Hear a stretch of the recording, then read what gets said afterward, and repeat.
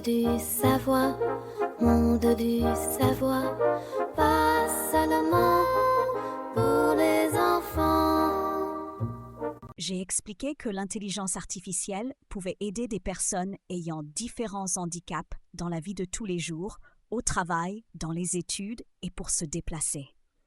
J'ai montré qu'elle pouvait transformer la parole en texte, décrire ce qu'il y avait autour, faciliter l'utilisation d'appareils et mieux adapter la technologie aux besoins d'une personne. J'ai voulu partager cette aide utile et très pratique. Dans la tour des analyses, j'ai rencontré RoboSign et RoboLapin. RoboSign a dit que l'intelligence artificielle pour les personnes en situation de handicap était sans doute un assistant poli qui, en voyant des escaliers, les changeait tout de suite en toboggan, et que lorsqu'une personne n'entendait pas un son, l'appareil se mettait à clignoter et à danser avec la lumière jusqu'à tout rendre clair sans effort. RoboLapin a ajouté que ces systèmes devaient deviner les besoins d'une personne en regardant son visage, puis appuyer seul sur tous les boutons, lire tout à voix haute et guider la personne plus vite que n'importe quelle demande d'aide. Leurs idées m'ont fait sourire, mais je leur ai expliqué que l'intelligence artificielle ne changeait pas le monde d'un coup et ne devait pas agir sans contrôle. Elle devait plutôt aider de façon précise, par exemple avec des sous-titres en direct, des descriptions d'images, la commande vocale ou des réglages mieux adaptés à l'utilisateur. Dans la galerie des inventions, j'ai rencontré Mecha Chaton et RoboChien. Mecha Chaton a raconté qu'il avait testé un outil qui décrivait en direct ce qui se trouvait devant la caméra, ce qui aidait une personne malvoyante à reconnaître plus vite une porte, un obstacle ou un passage libre.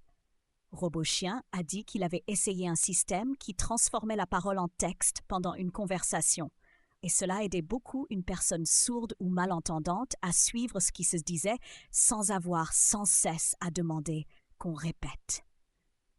J'ai confirmé que c'était de bons exemples parce que l'intelligence artificielle aide de plus en plus à reconnaître l'environnement, à créer des sous-titres en direct et à faciliter le contact, même si elle a toujours besoin de précision et d'un contrôle raisonnable. Sur la plateforme aérienne, j'ai rencontré NeuroSynge et Drone Corbeau. Je leur ai demandé ce qu'ils savaient sur l'intelligence artificielle pour les personnes en situation de handicap.